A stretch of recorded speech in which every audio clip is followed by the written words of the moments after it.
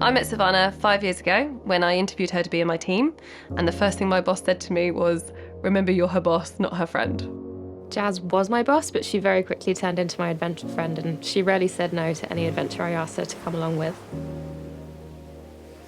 We really quickly realised that we both shared a love of hiking, and since we've met, we've hiked over 3 continents together. And that was something I loved to do as a child with my dad, so it was really nice to find someone as an adult that can come on the adventures with me. Last year, I had a milestone birthday coming up. I was turning 30, and I thought, why not do something mad and crazy and climb Kilimanjaro? And then I received a text from Jas one random night, and I said, when do we leave? Kilimanjaro is one of the world's 7 summits.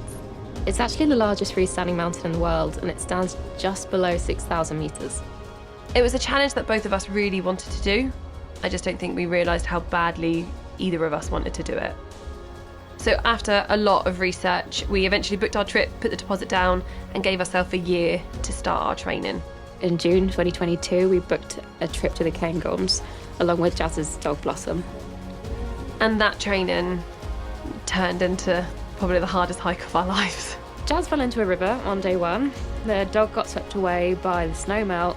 I got us lost on all trails. And we genuinely believed that we were experienced hikers before we went to the Cairngorms. Just a quick video.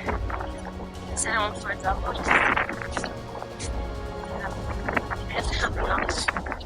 After that trip, I think it really brought us down to ground level, and it really put Kilimanjaro into perspective and what training we actually had to do.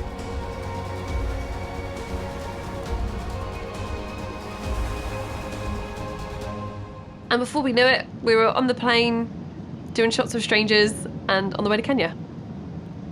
We actually got stuck in Kenya airport for 15 hours before we even reached Tanzania. And then when we eventually did arrive in Tanzania, it was pitch black and we had to make our way to the hotel. There was a big gate, there was armed guards, and it was a bit nerve-wracking. And then we got in, we woke up the next day, and it was like we were in this zoo. There was rabbits, there was tortoise, there was birds, there was monkeys. It was amazing, one of the nicest hotels I've actually ever been in. The next morning when we woke up at the hotel, we met our guides for the first time. And this is when we all had an equipment check. And I think at that point it began feeling very real about what we were supposed to do. And our bags were actually underweight compared to the other hikers that we'd be going with. Seeing everyone else's bags on the trip, we thought we'd massively underprepared. Not gonna lie, we definitely had flashbacks worrying that we were going to be underprepared because of what happened at the Cairngorms. And then the van was loaded up and we made our way through the beautiful national park, and it was unlike anything either of us had seen. The journey to the first camp really gave you the time to contemplate what the challenge was that was coming ahead, and between us we were both really excited but quite anxious about it. On the drive we passed checkpoint after checkpoint of armed guards and police, and never once felt unsafe with our guides. They were all so friendly, so welcoming, and when we were in the bus, they started singing the Tanzanian anthem, and that eventually became our group anthem for the rest of the trip.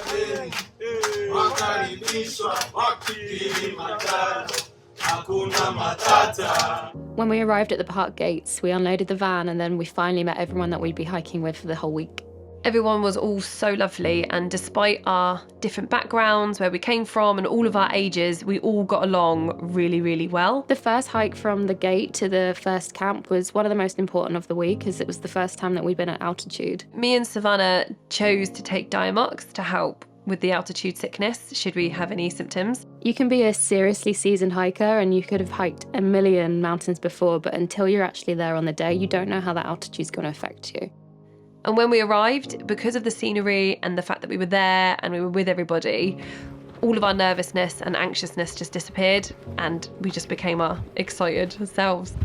We walked through around 11k on the first day, just through what I can only describe as desert. It was so dusty, and the mountain was the last thing on my mind. The first day really gave us the opportunity to cement our friendships with our group and to build that bond, but more importantly, meet our porters, who are the nicest people in the world. After about 4 hours of walking through the dust, we finally made it to Shira Camp 1. What we didn't know is that the national park actually has its own microclimate. So when we arrived there, Kilimanjaro itself was actually covered in cloud, and we were devastated. As the sun started to set on our first night, the clouds parted and it was the first time we saw the mountain. It was absolutely enormous, but it was much further away than we thought it was going to be when those clouds disappeared. As we sat down for dinner that night, it became apparent that they had cooked us a 3-course meal, which at first we thought was maybe a special treat for the first night, but that happened every single day for 7 days straight. For me and Savannah, we've both camped so many times between us, and we've never had that much luxury. We genuinely thought that on the side of Kilimanjaro we were going to be roughing it. They checked our oxygen every morning and every night. They cooked our dinner. They set up our tents. They gave us hot water bottle every night. It was better than any other hotel I've ever stayed in.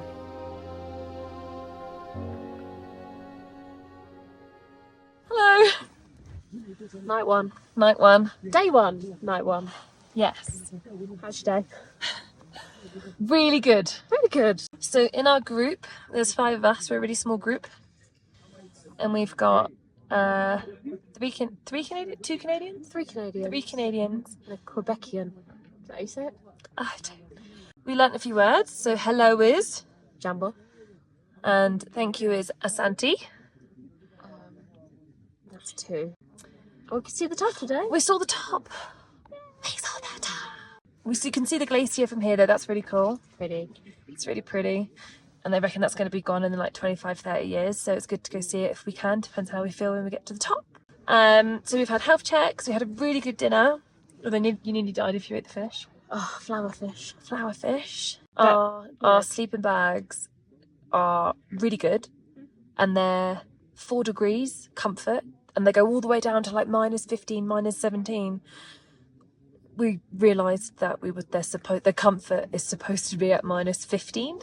We've got So fleece we've hired liners. fleece liners. By the way, Shiwi, fan-fucking-tastic. The best thing I had brought. Like, I haven't needed to... It's the best thing. I'm not a fan. Oh, I'm a squatter for life. Sorry. there's a song that we want to learn, and it goes... How does it go? It's like... Exactly like that. Yeah, so far so good, but I know it's just because this is the camp before the stop.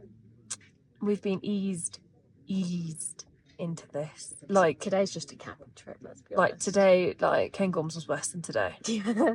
Like, every ounce of it. Wake up call at 6:30. Yeah. Breakfast at 7:30. Should be leaving camp at 8:30. And we feel fine. Feel good. Being when we're 2 asthmatics, I think we're doing okay. Yeah. Catch you then. No. Who's gonna go? Because I'm all T-Rex arms. Yeah. The next morning, they packed everything away and it was like we hadn't even been there. And then we made our way up to Shira 2 camp.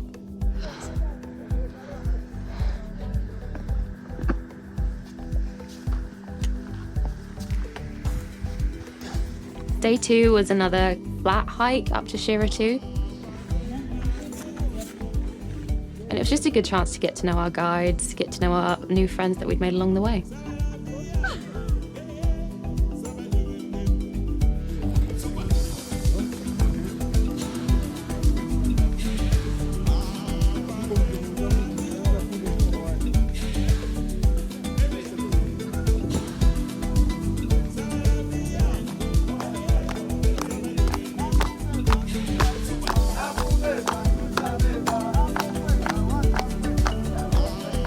Oh, that's a different view. You're closer.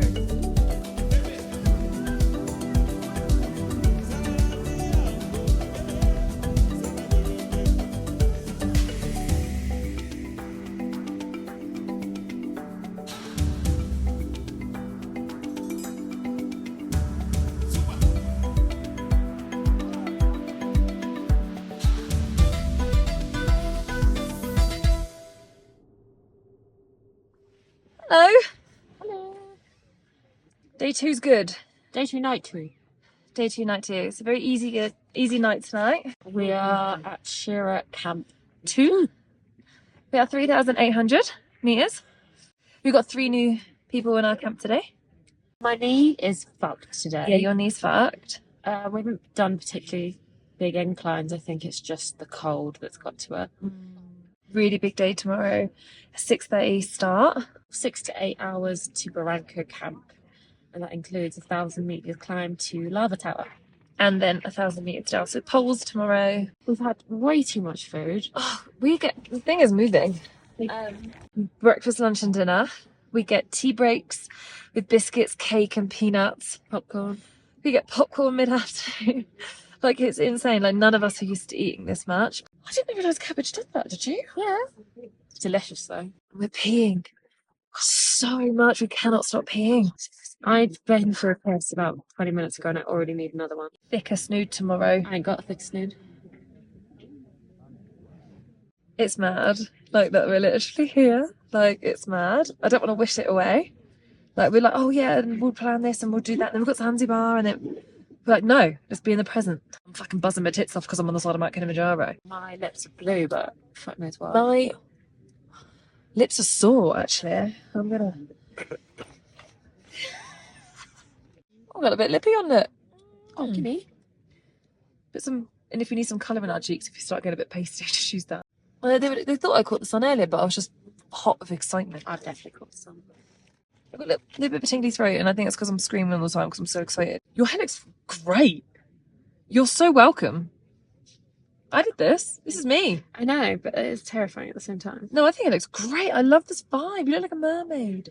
Shame about the face. I know, right? Oh my god, you look so good. Why did you take it down tonight? You look like that French surfer. Oui. You okay? Need a shit. Either way, peace up. A-Town.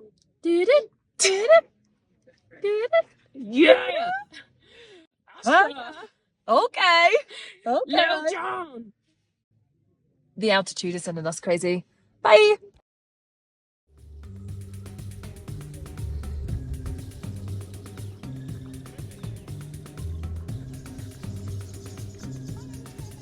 We left Shearer Camp 2 and we were fucking buzzing.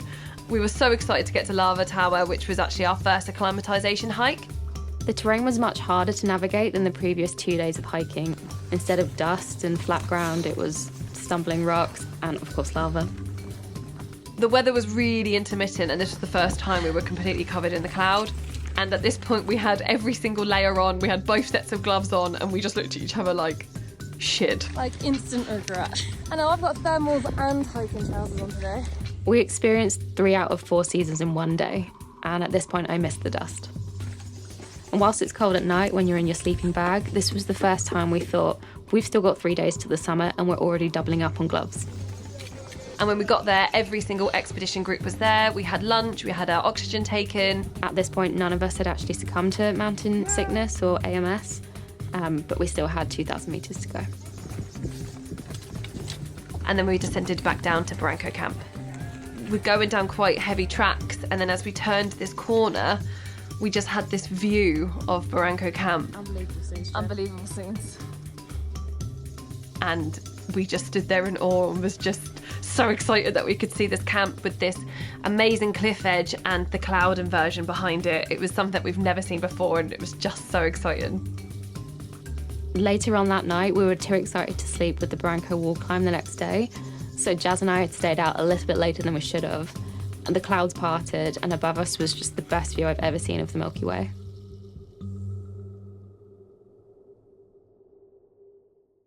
Good night. Hello. So, we had a hectic day today. It was a long day. Oh no, longest day so far. Just stopped raining a little bit, clouds rolled in, got a bit cold. I thought, all regrets. It was chilly today. I had a sore throat today. They gave me some lozenges. Gone. The fucking medicine they've got here is fantastic. Today was my favourite day. Mine too. We went to Lava Tower, which is... But we had tea break before. We learnt some new words today. We saw a dick. We saw birds. a puffball. A puffball. We saw these trees which are hundreds of years old, and we saw the most famous tree in Kilimanjaro, and we took a photo next to it, and it was really cool. Did she say that it's the only place you can find these trees in the world? I didn't say that. Someone did. Holly may have said that. Fact check later. We'll fact check. Then we get to the lunch break, Lava Tower, Which is 4,600 metres. which was amazing. We did have our oxygen taken again, didn't we? Yeah, we're all good. What was yours? Mine went down in the 80s for the first time Mm-hmm. because we were so high, I think. Literally, they set up a table We set up a table with like coffee, cake, peanuts, biscuits. halfway up a mountain, Half of man. We have 2 courses 3 times a day at least, plus snacks. plus tea. We didn't need to bring any snacks. We didn't need to bring anything. I mean, I'm glad I brought my gluten-free biscuits. Yeah. Oh, my tape come off my toe. I'm gonna have to retape it. It's stuck to my sock. And then my toes are bleeding from the decline today. It was tough today on the decline. We came round this corner. Just the sun. It's just like, And we've got part of the cliffs. clouds. Kilimanjaro Peak is behind us. When we say the peak, we're like the top. It's there. It's there. We'll show you the photos. Whoever's watching this other than us. And there is like a V shape in the cliffs. And then there's a line and all of our campsites. Honestly, it's like walking. Hey, round 2. Anyway, come Look, round. It kind of looked like Mount Olympus. I don't know. I've never seen Mount Olympus. I thought it looked like Nepal. No, but like in the in the Disney film Hercules. And we've got Mount Kilimanjaro behind us. We've got the Milky Way above us, and we can see it with our own eyes. First time Ever. And we've got this incredible cloud immersion in front of us. I also dropped my hot water bottle in my own piss. Oh, and I also had a leak in my shiwi. Piss went down my leg. It's been a very pissy but beautiful day. How much have we pissed today? But today's been the worst because like I went for a piss and immediately needed another one. But it doesn't stop. It doesn't stop. I feel like it's coming from my eyeballs. I feel like that's the Diamox, but my hands have stopped tingling. But We've drank 5 litres of water today, I reckon. Yeah, but the piss has started. It's unreal. I've never known anything like it. It's clear. You could drink it. My piss is see-through. My trousers ain't ever they're not gonna smell of ammonia. There's nothing No. in it. There's nothing in it. Because I'm wearing pretty much the same clothes as I did 3 days ago. I smell alright. Yeah, we don't smell. I thought I did, but I didn't. No, we're alright. We don't smell. We wet wipe every day. We're healthy. We brush our teeth. We wash our face. Wash our hands about 20 times because of the fucking dust and the fingernails, man. I need to clip my nails in the morning. Yeah, we'll do that. So tomorrow's plan is Barranco Wall. It's the big one. It's the scramble Kissing rock. with the kissing rock. It's going to take us to 4,200. Yes. And then again down back into a valley of 3,900. Yes. Before the last, well, not the last day, but the last camp before the summit. Yeah. Also, it was fucking freezing last night. And today there's frost on the tent, but I feel warm. I feel warm.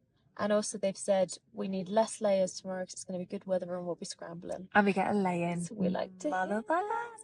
Shall we still set the alarm anyway for 6:30 so we Yeah. get half an hour? Yeah. No, I agree. We want to take photographs and stuff in the morning because it's just so beautiful here. We don't know if we're ever going to see this again. It's my favourite camp for sure. My favourite camp, for sure.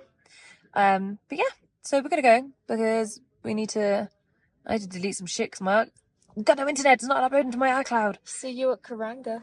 See you at Karanga, motherfuckers. Peace out. Hey, down. You dead, Sanka. Yeah, man. Daily struggles. Daily fucking struggles. On the morning of the Barranco Wall climb, we actually left before any of the other groups, just so that we didn't get crowded, as it's such a narrow pathway. The Barranco Wall was actually what I was most excited about, and it is a rock formation that's on a sheer cliff, and there's lots of scrambling involved when you do climb it. And I know some people can be nervous beforehand, but that's what I've been waiting for all 3 days. Good, look at that ass. The wall only took us about an hour-ish to climb, and we were actually quite surprised at how easy it was. But I put that down to the fact that we trained really hard beforehand. The route itself doesn't require any technical skill or any equipment, but it is a bit of a scramble, and it was enjoyable as it was a little bit terrifying. It's like carnage. It's fucking carnage. And on the route there was the infamous kissing rock, and obviously we all kissed it as we went past it. You hug and then you pass. You kind of kiss it for good luck on the way out. The porters were really good in making sure that we maintained a steady and consistent pace, which was actually really important. We'd start speeding up a little bit and they would shout, "Pole, pole," at us, and effectively that just means slowly, slowly, but it was a really good way of keeping us in check with how fast we needed to go. 1, 3. More fire! More water. More water! More fire. Pole! Volley. Lima! Zero. Amazing curiosity! After the Barranco Wall, the landscape only got more dramatic, with tropical plants and silencio trees. And past this, in the Alpine Desert, we wouldn't see any more plants for the rest of our journey.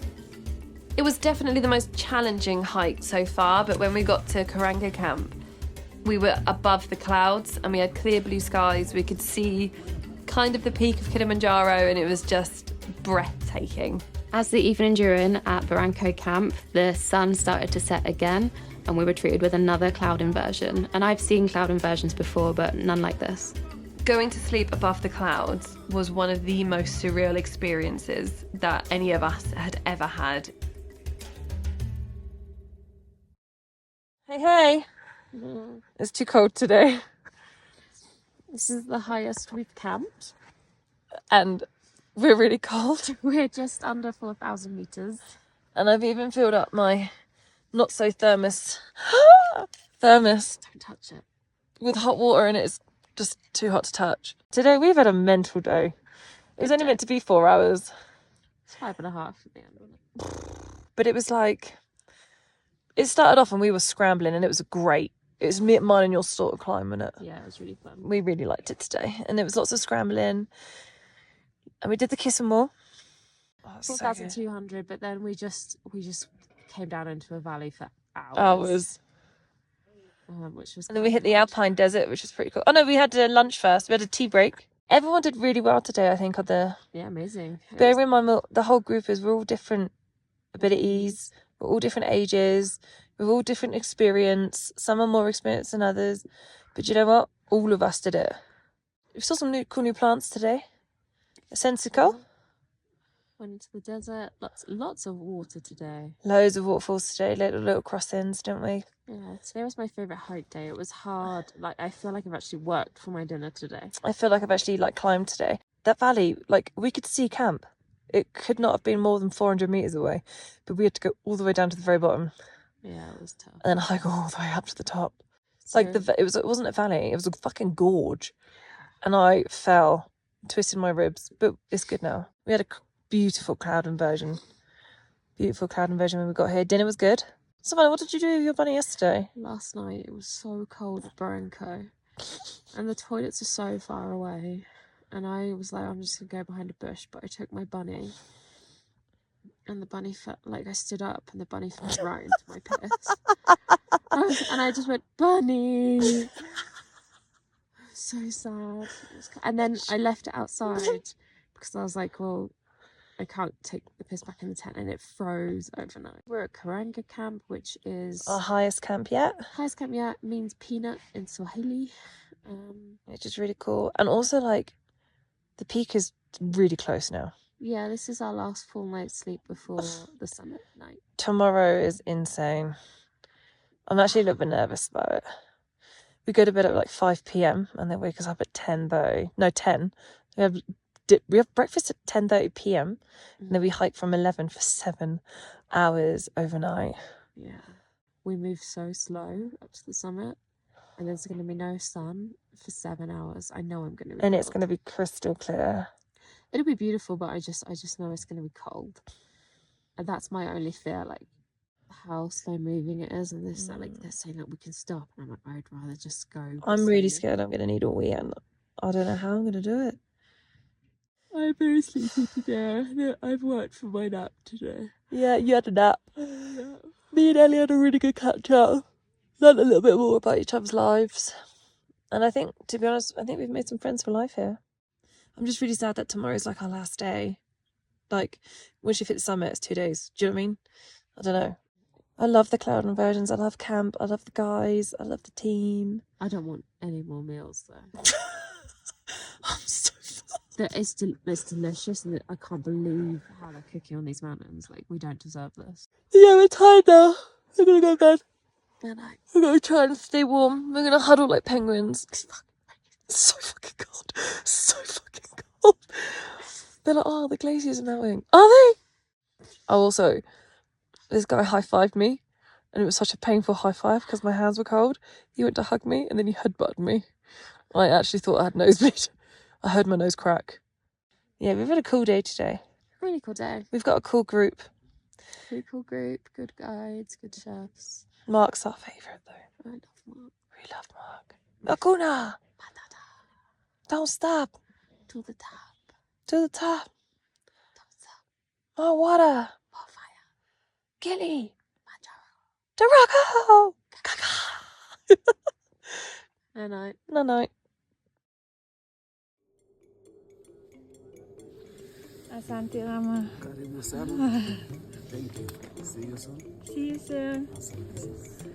The porters brought us tea every morning while we were still in our tents, which was a blessing because our water bottles had gone cold, we were still freezing, and it was just a really nice way to start the day. The camp was buzzing in the morning. You can tell everyone was so excited for the climb ahead, and the weather was amazing. It seemed like we had just lucked out every single day. When we started hiking the next segment of the trail, the terrain completely changed again. There were no plants for miles, and it genuinely felt like we were on the set of Interstellar. The porters took us for another acclimatisation hike, and when we got to the top of where we needed to be, we looked down at the camp, which was on a cliff edge, and we looked up and we can see the peak, and that's when we both sat there, we took photos, we looked at each other and was like, right, this is it now, we're here. It's no mean feat, and it really is about luck as much as it is about being prepared. You can be the fittest you've ever been and still be stretched off the mountain. We hiked up this mountain with the most incredible people, and the porters were carrying up everything from water to food to toilets, and it just all must have been so heavy, and the amount of love and respect that we had for them was always there. When we finally made it into Barafu Base Camp, I think it really dawned on us how much of a toll the last 4 days had taken. Our feet were in agony and there was a lot of blisters. We were both really sunburnt, Our lips and hands were all chapped. and I guess we were just starting to feel really emotional. But all of that disappeared when we realised what we were going to do the next day.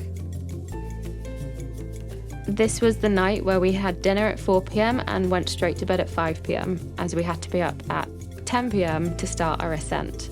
And this is the point where the nerves really set in. There was absolutely no way that we were sleeping that night though. It was way too exciting. After the sunset, I headed straight to bed as I was told. Some of us ran around the camp taking pictures of the sunset.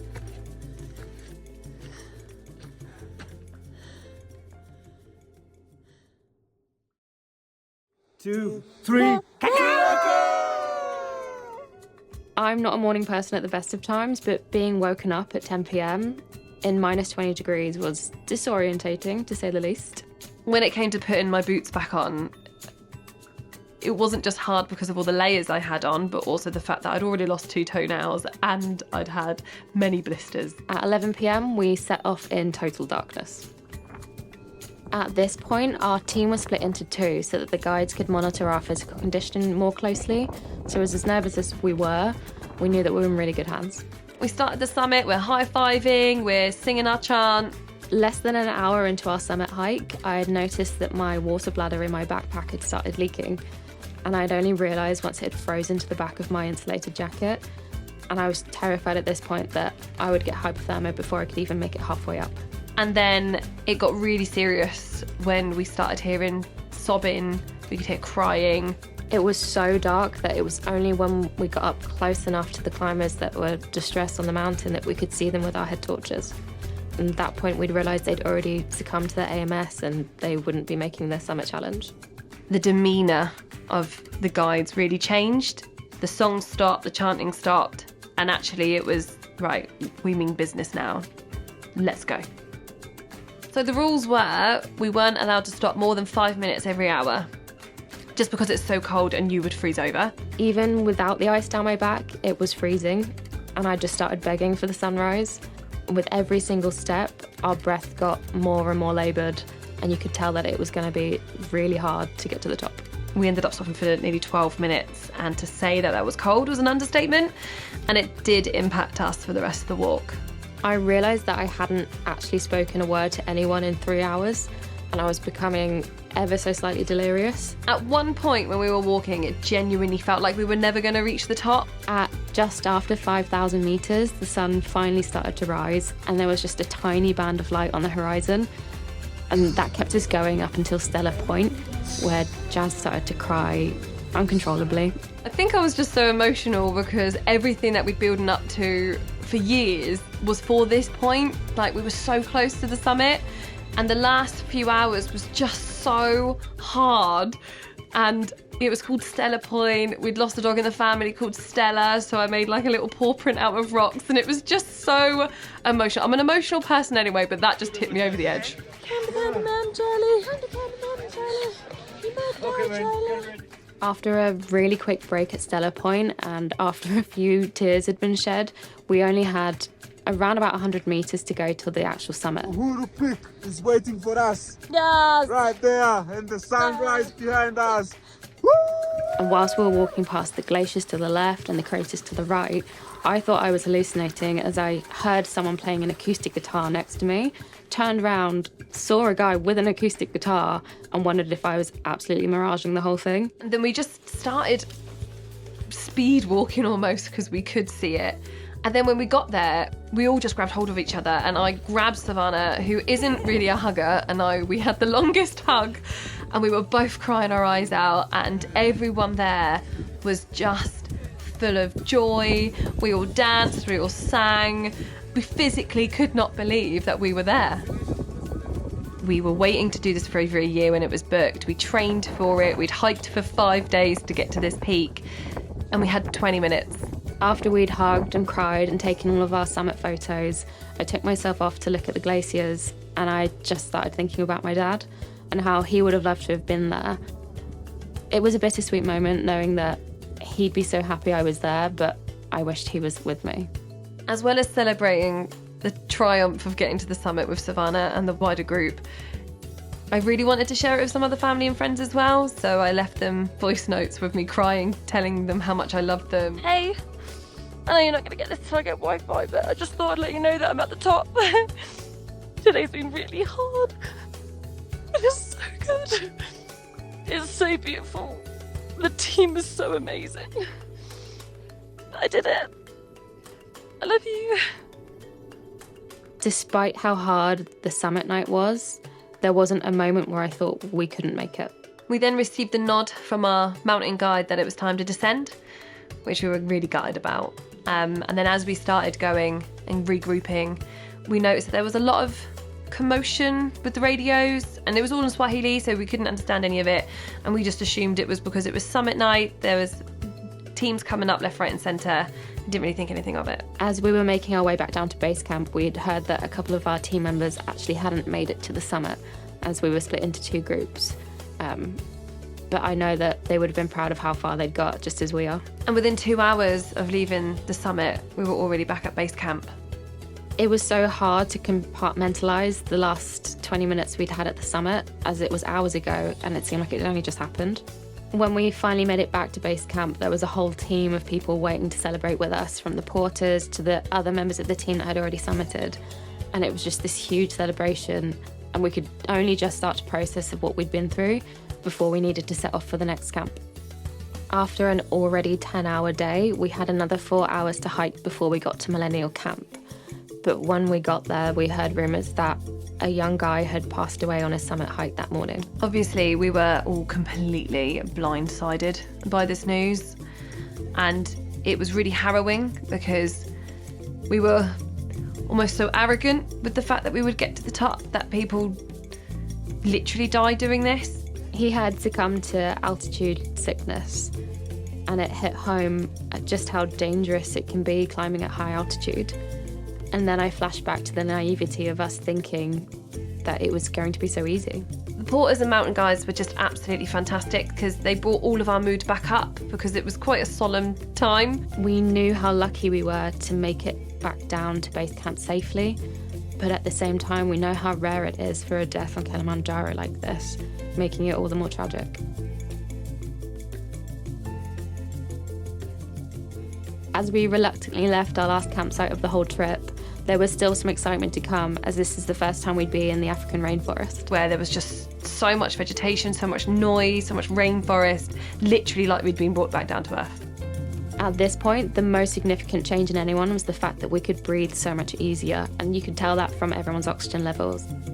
Before we set off on our final stretch, all of our porters and mountain guides were signalling for us to go over, and they sang us this most amazing song. They got us up, they danced with us, and it was just the most amazing send-off from everybody. And just for a bit of context, like there was 9 of us in a team and there was 38 of them. It just goes to show the size of the team that we had, and every single one of them was just absolutely amazing, and it was the send-off of dreams. I wouldn't have wanted it any other way. After the drive through the national park back to the hotel, our guides and porters were waiting for us for a surprise medal ceremony that we definitely weren't expecting. And we had no idea that we were going to have champagne, food, beers, water, all waiting for us when we got there, and it just completely blew us all away. There was an opportunity to donate your gear. So when we got back to the hotel, Sav and I, we looked through all of our stuff and pretty much donated all of our hiking gear.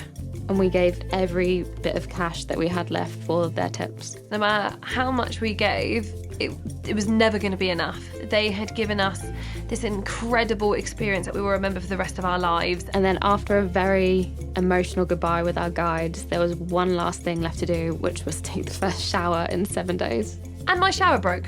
Once we're all cleaned up and we made our phone calls back home to let the family know we're okay, we headed off to the hotel restaurant to meet the rest of the crew. And it was so weird, and we could barely recognise them because we hadn't actually seen them in normal clothes since we met them. We'd made such incredible bonds with strangers that we'd only known for a few days, and I think it would have been impossible not to, given what we'd all been through.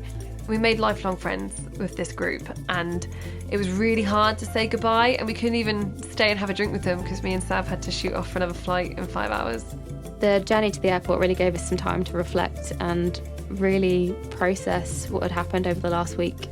Being on this trip was the longest period of time that I've been disconnected from the outside world. Nothing unimportant exists on Kilimanjaro. There's no work, there's no phones, there's no news or social media. And I think I'll be chasing that feeling of peace for the rest of my life. If there's anything that I'm taking away from this, it's very much that you have to practice gratitude, because this trip has taught us literally that you can be on the top of the world 1 minute and it could all be taken away from you the next.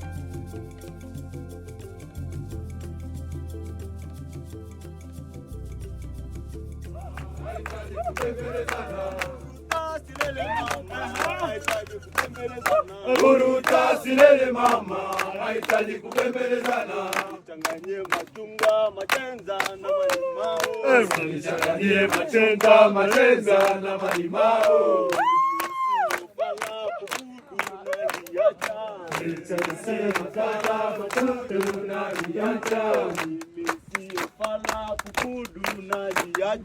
Mimi siyo fala pukudu na iacha. Naumia, naumia, naumia, naumia. Silele mama,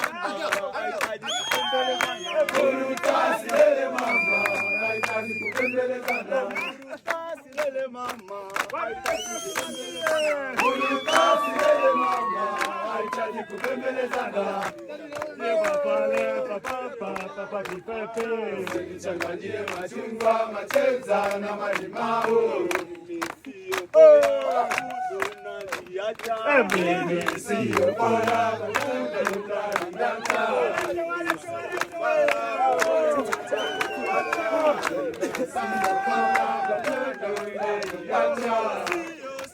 naumia, naumia, naumia, naumia, naumia, naumia, naumia, naumia. Kata, kata, kata, kata, kata, kata, kata.